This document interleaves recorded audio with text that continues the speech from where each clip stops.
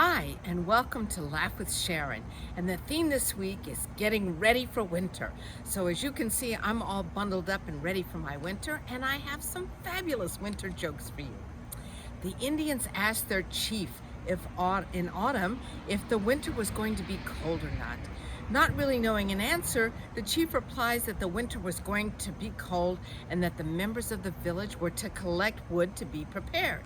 Being a good leader, he then went to the next phone booth and called the National Weather Service. "Is this winter going to be cold?" The man on the phone responded, "This winter is going to be quite cold indeed." So the chief went back to his people to speed up the collection of more wood. A week later, he called the National Weather Service again. He said, "Is it going to be a very cold winter?" "Yes," the man replied, "it's going to be a very cold winter." So the chief went back to his people and orders them to go and find every scrap of wood that they can. 2 weeks later, he calls the National Service again. "Are you absolutely sure that this winter is going to be very cold?" "Absolutely," the man says. "The Indians are collecting wood like crazy." My husband and I purchased an old home in northern New York State from two elderly sisters. Winter was fast approaching, and I was concerned about the house's lack of insulation.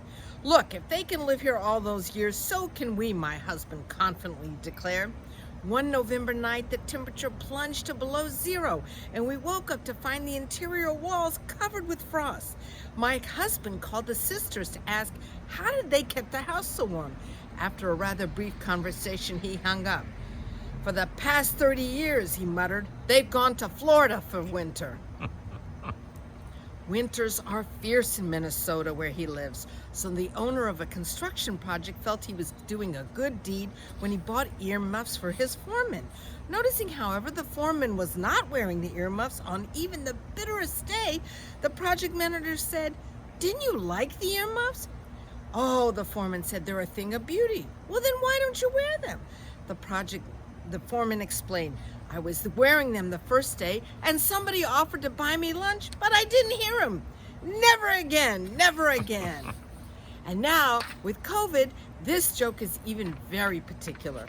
On a cold winter's morning, a wife texts the husband, "Windows frozen, won't open."